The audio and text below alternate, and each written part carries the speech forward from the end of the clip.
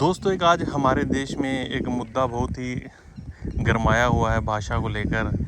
जहां हमारे माननीय गृह मंत्री अमित शाह जी कह रहे हैं कि आने वाले दिनों में भारत के लोग अंग्रेज़ी बोलने में शर्म करेंगे, तो वहीं जो महाराष्ट्र के मतलब नेता हैं वो कह रहे हैं कि हमें हिंदी बोलने में शर्म आती है, यानी कि आप मराठी बोलिए। तो इन दोनों बातों में एक विरोधाभास भी है कि एक तरफ तो हमारे जो गृह मंत्री हैं वो हिंदी को प्रमोट करना चाहते हैं और इंग्लिश को वो कह रहे हैं कि बोलने में शर्म आएगी। तो दूसरी तरफ जो मराठी के नेता हैं, हालांकि वहाँ पर बीजेपी का ही शासन है, तो मराठी के लोग कह रहे हैं कि यहाँ पर हिंदी नहीं चलेगी, यहाँ पर लोगों को मराठी बोलनी पड़ेगी।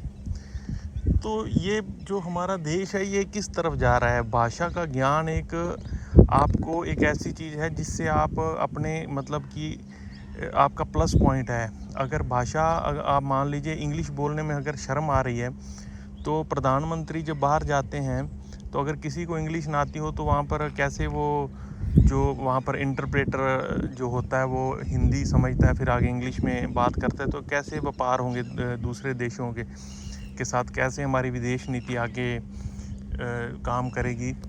तो जो हमारा जो नेता है वो सिर्फ अपनी एक मतलब कि राजनीतिक करियर के लिए हमारे देश में एक ऐसा जहर घोल रहे हैं, ऐसा एक देश को पीछे ले जाने की कोशिश कर रहे हैं जो शायद डेवलप जो हमारा कह रहे हैं कि 2047 में विकसित भारत हो जाएगा, डेवलप्ड कंट्री हो जाएगा, तो वो कहीं ना कहीं उसको तो फिर एक हिसाब से वो तो बहुत पीछे ले जाने की कोशिश कर रहे हैं। तो इस चीज़ का आप एक सोच के देखिए, अगर आपको इंग्लिश नहीं आती तो आप आज के टाइम में इंटरनेशनली कंपनियों में कैसे काम करोगे, और अगर आप सीखोगे कहीं बोलोगे तो आपको शर्म आएगी, फिर आपको देशद्रोही भी कह सकते हैं कि ये तो इंग्लिश बोल रहा है। तो ये हमारे नेता पता नहीं क्यों बात करते वक्त ये नहीं सोचते कि आम जनता पे इसका क्या इम्पैक्ट होगा। अब जो हमारा टूरिज़्म है, बाहर से लोग आते हैं, वो यहाँ पर आके इंटरप्रेटर लेते हैं, मतलब गाइड लेते हैं जो उनको बताता है हिंदी में, मतलब कि उनको इंग्लिश में समझाता है। तो उनका कितने लोगों का मतलब करियर जॉब्स हैं यहाँ पे जो कि इंग्लिश के उस पे हैं, या कितनी जो आउट प्रोसेसिंग कंपनी है जो बाहर से लोग हज़ारों करोड़ों लोग काम कर रहे हैं यहाँ पर आईटी में कर रहे हैं, और जो भी कॉल सेंटर वगैरह इंटरनेशनल उसमें कर रहे हैं, या वैसे भी इंटरनेशनली जो हमारे लोग हैं जहाँ से पढ़ के फिर वहाँ पर अडेप्ट करते हैं उसी जो वहाँ की स्टडी है। अगर वो यहाँ हिंदी पढ़ के जाएंगे तो वो कैसे वहाँ पर जाके अपना करियर बनाएंगे। तो ये एक सोचने वाली बात है कि ऐसे पढ़े लिखे लोग अगर आपको मैं तो कहूँगा कि आपको पागल ही बना रहे हैं। फिर अगर इनके खुद के बच्चे इंग्लिश कॉन्वेंट स्कूलों में पढ़ते हैं और ये कहते हैं कि इंग्लिश बोलने में शर्म आती है, तो ये इनकी एक मतलब कि दाव है, इनकी एक चालबाजी है कि इतने साल इंग्लिश में आपने सारा कुछ करके फिर एकदम से कहना वोटों के लिए कि आपको इंग्लिश बोलने में शर्म आएगी। इंग्लिश बोलने में शर्म, भाषा का ज्ञान होना शर्म की बात नहीं है दोस्तों। भाषा एक आपका मतलब कहना है। अब हमारा देश है, हमारा देश में 28-29 जितने भी स्टेट हैं, वहाँ पे लगभग हर स्टेट की अपनी भाषा है। जब हम फॉरेन के लोग रिसर्च करते हैं तो वो जब ये उनको पता चलता है कि हमारे जो भारत है वहाँ पर 28 स्टेट हैं और 30-32 भाषाएं, तो वो एक बार सोचते हैं कि क्या मतलब इनक्रेडिबल इंडिया है कि भाषा उनकी अलग अलग है, लेकिन फिर भी वो एक भारत एक राष्ट्र है। क्योंकि यहाँ कई देशों में तो दो दो भाषा है, जहाँ पर वहाँ पर भी लोगों में जो कम्युनिकेशन है वो इतना नहीं हो पाता, इतना मतलब कि जैसे कनाडा में कुछ स्टेट हैं वहाँ पर फ्रेंच बोलते हैं, तो वो उनका आपस में थोड़ा बिजनेस में या कुछ अलग अलग उनके मतभेद हो जाते हैं। लेकिन हमारा देश दोस्तों 28-29 स्टेट्स और 30-35 भाषाएं, और फिर भी एक भारत, ये एक कितने अपने आप में एक गर्व की बात है। जो फॉरेनर्स हैं वो इस चीज़ पे बहुत ही मतलब एक आश्चर्यजनक उनका रिएक्शन होता है और हमें प्राउड होता है इस चीज़ का। लेकिन हमारे नेता लोग हैं जो, ठीक है, अपनी जो स्टेट की भाषा है वो बहुत अच्छी भाषा है, प्यारी भाषा है, मातृभाषा है, उसको प्रमोट करना बहुत ही एक अच्छी बात है। उसको आप अपने स्टेट में शामिल कीजिए, उसको बच्चों की पढ़ाई में, स्टडी में शामिल कीजिए। लेकिन आप हिंदी को क्यों हिंदी को आप मतलब विरोध करना या किसी और स्टेट वाले का विरोध करना। जो महाराष्ट्र में क्या हुआ है कि महाराष्ट्र में जो राज ठाकरे हैं या दूसरा अपना जो उद्धव ठाकरे है, उन्होंने बीजेपी की पिच इसको इस्तेमाल किया। जो बीजेपी कई सालों से कर रही है उस पिच पे उन्होंने बीजेपी को खिलाने की कोशिश की है। वो कैसे, जब जैसे बीजेपी मुसलमानों का विरोध करती है तो जो दूसरी पार्टी बोलती है तो वो खुद ब खुद विरोधी हो जाती है हिंदुत्व की।